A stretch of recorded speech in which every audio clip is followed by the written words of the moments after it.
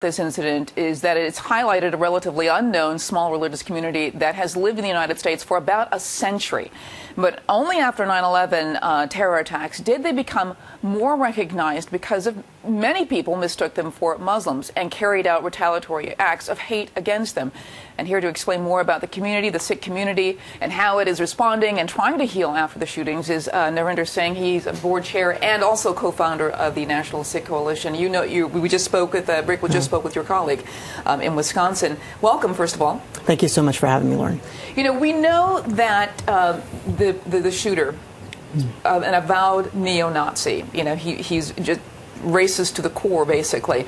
Do you think this is what's behind his shooting? I mean, we can assume that, but is that what you believe as well? At this point, I believe this is pretty clear. It's a hate crime. He didn't just wander into a random building and start shooting people. This was targeted. Why? I'm not sure we'll know all the details of, whether it was that we just looked different or he associated it with terrorism, but we know where it's coming from. It's coming from a deeper hate that's preached in a lot of corners and fringes, and that to us is one of the key issues that we have to deal with as a broader American society. Do you think it was a case of he's trying to go after Muslims, and not that it makes an excuse? Yeah. I mean, this is not like Muslims deserve this either, but it's just the idea that you think he just doesn't know the difference. I don't know. I mean, I think it's one of the things where, and you're right, that ultimately doesn't matter. But I think it's pretty clear that this wasn't, you know, he didn't walk into a black church. He didn't walk into a Jewish synagogue. He walked into what he perceived as the ultimate form of other. And I think this is, again,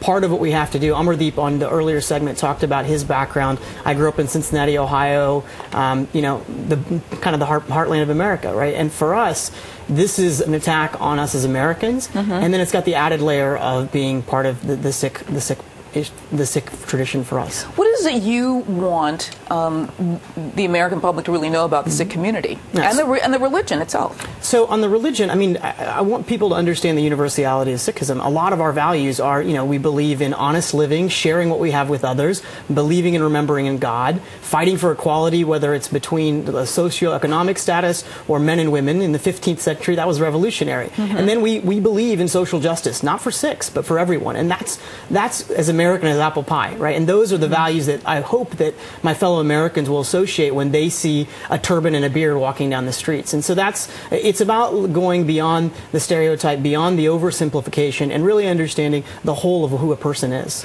But soon after 9/11, a gas station owner, a Sikh gas station owner, was gunned down in Mesa, Arizona, and that because he said he wanted to shoot a Muslim. He didn't know the difference. Since that incident, there have been somewhat 700 hate attacks on Sikhs.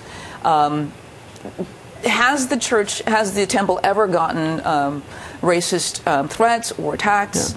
So we've had a few things. First of all, there's been thousands of incidents, 700 that have been kind of elevated to the next level. And in fact, one of the things we're trying to do is get the FBI to put a checkbox on the hate crimes form that says it was attacking a Sikh. Because right now, we actually don't have official government metrics because of that. So that's something we want the FBI to do, is to actually recognize that. It's actually been something 90 members of Congress had asked for months ago, but it hasn't happened yet. So we'd like a checkbox. I think that's a pretty basic request. Beyond that, though, you mentioned Balbir Singh Sodhi. I remember walking down the streets after 9/11, and for 30 seconds I was sad and worried about my fellow Americans, worried about my friends who I thought might be in the World Trade Center. And then I thought, uh-oh, what's going to happen now? And so walking down the streets, I remember kind of, you know, feeling like who's going to say something, and people did. And, you know, this was similar but very different. And Amar mentioned the outcry of support. When I was walking down the street the other day in New York, 2 days ago, after the shooting, a gentleman stopped me on the street, 60-year-old white gentleman, and said, you know, we're with you. If you know anybody, if there's anything we can do, I want you to know that, you know, there's people who really care. And that was touching for me. What do you think, you know, when you're talking about the FBI having you on the checklist, you know, to be recognized, you know, that there are hate crimes or hate incidents against the Sikh community, what do you think that will mean then for the future of security in the U.S.? So I believe a couple things. First of all, from a business background is where I come from, and if you don't measure something, you have no chance of understanding the extent of the problem and how to make it better, and if the things that you're doing will make it better. One of the key things is this is a hate crime, and that has a broader responsibility for society. Our government has a responsibility for understanding where it may be singling out its own citizens for discrimination. Our media has a responsibility to not just stick with the surface story, but do more than that. Our schools have a responsibility to talk about differences, to understand and preach against hate. And freedom of speech is incredible and a core fundamental part of this country, but there's also a responsibility that comes from that for the rest of us to make sure that we reflect what America's values are when we hear speech that is hate speech. And so those are responsibilities that's more than about a single government action or a single action. It's not about passing a law. It's not even about having a ceremony. We need to have a deeper dialogue and have actions across all those segments so we can actually have a systemic change. We mentioned the sort of the tenets of the Sikh faith. We do have a full screen talking about some of the tenets of that faith. Take a listen. The Sikh means learner or disciple. Men do not cut their hair or shave their beards, and the temples called gurdwaras. The scripture, the Granth Sahib. These are things that we didn't know. I mean, obviously, we've come to know more things about Muslims. We know that there's the Quran. We know about Ramadan. We know about a lot of things. And now, because of this incident, we are actually going to start knowing more about the Sikh faith. Is this kind of the silver lining in all of this? Yeah, I mean, it has to be, right? It has to be. We've seen more information on Sikhs in the United States in the last 3 days than we have in the last 10 years, certainly, in the last 100 years. Yeah. And so we do hope this is an opportunity to educate our fellow Americans about who we are.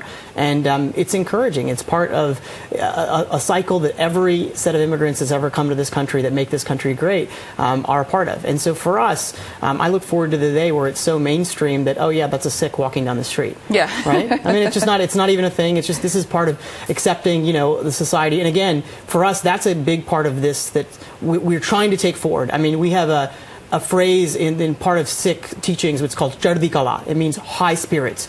And even in the face of this, the community has tried to keep those high spirits. How do we take forward from this lessons that can help Sikhs, but also all other Americans? This is not a Sikh piece where it was just about Sikhs. It's about a broader societal piece. But do you think that the U.S. In general will actually be more accepting of Eastern religions because it's as long as you're in the minority, we're okay.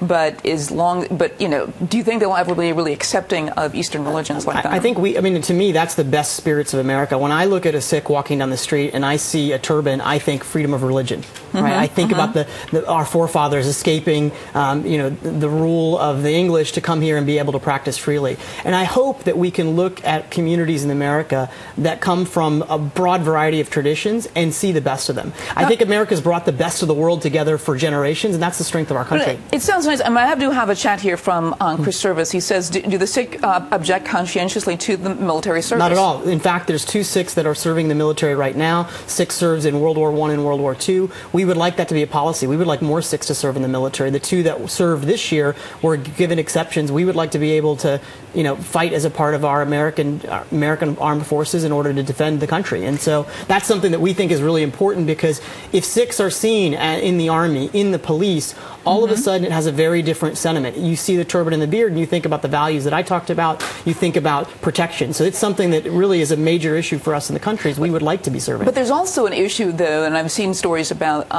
the Sikh running into conflict in terms of like a police force, the uniform, wearing the turban. Is it something that you've had to deal with in the Sikh Coalition? The Sikh Coalition has helped try to get Sikh police officers placed. We worked very diligently on the Army campaign to get Sikhs to be part of the military, because we know that trickles down. If you can be in the military and the police, all of a sudden the kid who's trying to play pee-wee soccer won't get kicked out because he's wearing a turban.